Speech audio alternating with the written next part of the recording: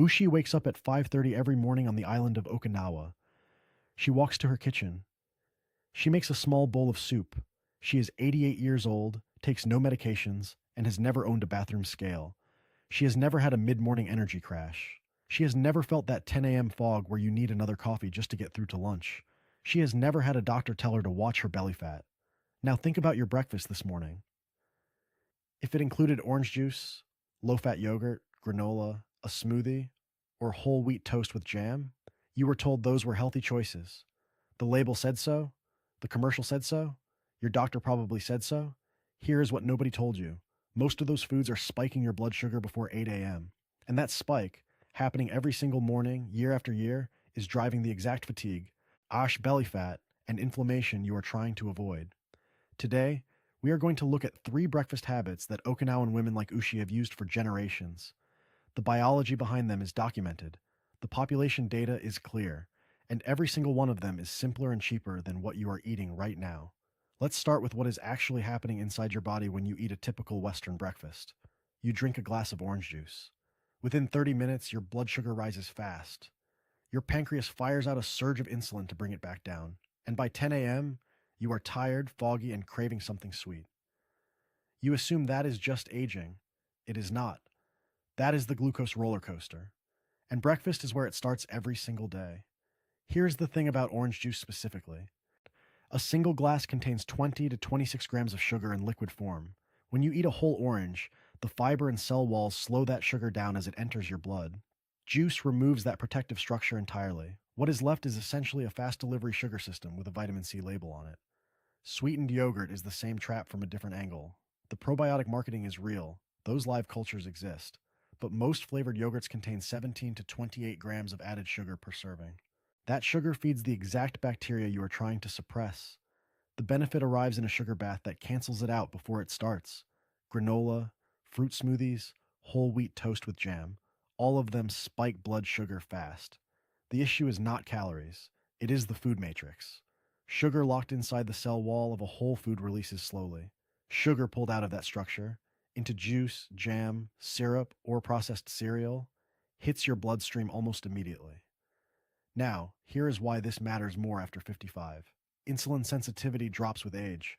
A large-scale study tracking adults from 18 to 85 found that after 60, blood sugar rises much more steeply after the same meal than it did at 35. Less muscle mass to absorb glucose. More visceral fat producing inflammatory signals. Slower response from the pancreas. For postmenopausal women specifically, the drop in estrogen accelerates visceral fat accumulation and worsens insulin resistance. The bowl of cereal that felt fine in your 40s is now working against you. And when blood sugar spikes too often, something worse happens. Sugar bonds permanently to the proteins lining your blood vessels. This process is called glycation. Think of it as rust forming on the inside of a pipe. Slow, invisible, and structural. It stiffens your arteries, drives chronic inflammation, and accelerates cellular aging. The American Heart Association has documented this in cardiovascular research. This is not a theory. It is chemistry. And it starts at breakfast. Ushi does not start her morning with something sweet. She never has. The first thing that enters her body every single day is a small bowl of miso soup. Not as a side dish. Not alongside toast or cereal. The soup is the meal. That distinction matters more than it sounds. Miso is fermented soybean paste. 1 tablespoon dissolved in hot water with a few cubes of tofu, a strip of dried wakame seaweed, and some sliced scallion. That is it. It takes 4 minutes to make and costs about 50 cents. And it does 3 things to your body before you have even sat down at the table. First, the fermentation. Raw soybeans contain phytic acid, a compound that blocks your body from absorbing the minerals in the food. The iron, the zinc, the magnesium. Fermentation breaks that acid down. What was locked up becomes available. This is why fermented soy like miso is nutritionally superior to unfermented soy like soy milk or soy protein isolate. The process does not just preserve the food, it makes it work better. Second, the live cultures. Unpasteurized miso contains live lactic acid bacteria. When you eat it first thing in the morning, those bacteria arrive in a relatively empty stomach. That gives them the best possible chance to settle in and do their job. They produce short-chain fatty acids that feed the cells lining your colon and reduce systemic inflammation. You are not just feeding yourself. You are feeding the system that regulates everything from your immune response to your mood. Third, The tofu. Protein eaten before carbohydrates slows the glucose response to everything that follows. The slow digesting plant protein in that tofu acts as a buffer. Whatever you eat after it, even something with more sugar, will produce a smaller blood sugar spike because the protein arrived first. This is called food sequencing. It costs you nothing to change, and it starts working on the very first morning. The miso-centered traditional Japanese dietary pattern has been studied in large cohorts. Researchers at Tohoku University followed nearly 93,000 adults for close to 19 years. Those who ate closest to the traditional pattern, daily miso soup, seaweed, fish, vegetables, green tea, showed significantly lower cardiovascular mortality. And despite miso's sodium content, habitual consumption does not raise blood pressure. The fermentation produces compounds that counteract the salt. Here's where sourcing matters. Miso paste is in most grocery stores, usually in the refrigerated section near the tofu. Look for white miso if you are just starting. It is the mildest, and it must say unpasteurized, live, or raw on the label. Pasteurized miso has been heat treated. The bacteria are dead. You lose the probiotic benefit entirely. Let your boiling water cool for 30 seconds before dissolving the paste. Boiling water kills the live cultures. 30 seconds is the difference between a functional food and just a warm drink. Alongside her miso, Ushi eats a small dish of fermented vegetables. In Okinawa, this is called tsukemono. Pickled daikon radish, cucumber, or cabbage, lacto-fermented with nothing but salt and thyme. In your kitchen, the direct equivalent is real sauerkraut or kimchi. 2 to 3 tablespoons alongside the soup. That is the entire habit. Here's why it matters. When lactic acid bacteria ferment vegetables, they produce short-chain fatty acids, specifically butyrate, propionate, and acetate. Butyrate is the primary fuel source for the cells lining your colon. Without enough of it, the gut lining weakens. Inflammatory molecules leak through into the bloodstream. This is the mechanism behind what researchers call intestinal permeability. And it is directly tied to systemic inflammation, joint stiffness, brain fog, and accelerated aging. Now here's the contrast that makes this immediately practical.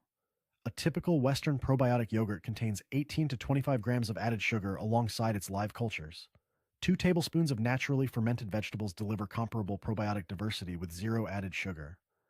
Both have bacteria. One delivers them in a sugar environment that feeds the exact microbes you're trying to crowd out. The other delivers them in a clean whole food matrix with nothing in their way. The practical test is simple. If the label lists vinegar, sugar, or preservatives, the bacteria are dead. Our real fermented vegetables are almost always in the refrigerated section, not on a shelf. The ingredient list should say vegetable, salt, water. That is it. Here is what most people get wrong when they hear about Okinawan longevity. They assume these women eat almost no carbohydrates. The opposite is true. Around 1950, sweet potato alone accounted for 69% of total daily calories in traditional Okinawa. These women were eating more carbohydrates than almost anyone on the planet, and they were among the longest-lived populations ever documented. The difference is not the quantity of carbs.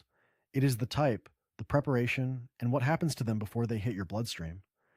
Sweet potato has a glycemic index of roughly 41 to 50 when boiled. White rice sits at 73.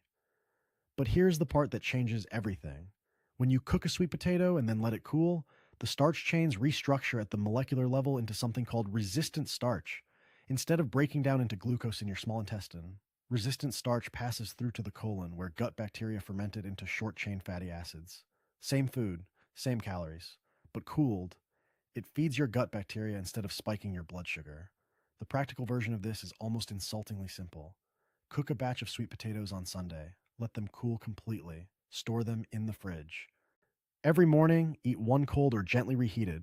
Moderate reheating preserves most of the resistant starch. Add a tablespoon of tahini or a small handful of walnuts. That combination keeps blood sugar flat for 3 to 4 hours. If sweet potato is not where you want to start, genuine sourdough bread is a direct Western equivalent. True sourdough, fermented for 12 to 48 hours with just flour, water, salt, and a live starter, has a glycemic index of roughly 53 to 55. Commercial white bread sits at 71 to 75. The catch is that most store-bought sourdough is not real sourdough. Flip the bag over. If the ingredient list includes anything beyond flour, water, salt, and starter, it is not delivering these benefits. 4 ingredients. That is the only test you need. In Okinawa, there is a practice called hara hachi bu. It translates roughly, To eat until you are 80% full, not stuffed, not satisfied in the Western sense, just past hunger. Ushi doesn't think about it. She stops when the edge comes off. She has done it every meal of her life because her mother did it, and her grandmother before that. Here is why it matters biologically. The signal that tells your brain you are full travels through the vagus nerve and takes roughly 20 minutes to arrive after your stomach registers food. If you eat fast, you overshoot that signal every single time. The Okinawan pace of eating, small bowl, chopsticks, hot soup that forces you to slow down, builds the delay into the meal itself. Each of the three habits works better because of the others. The miso soup comes first. The live cultures prime your gut. The protein from the tofu buffers whatever comes next. The fermented vegetables arrive alongside into a gut that is already prepared to receive them. Then the sweet potato arrives last, into a body that has already slowed its own digestion down. The blood sugar response to that carbohydrate is lower than it would be if you ate any one of these foods alone. This is the part that supplement companies cannot bottle. The food matrix is not just packaging, it is part of the mechanism. Three habits. Miso first. Fermented vegetables alongside. Slow carbohydrates to close. Not a diet.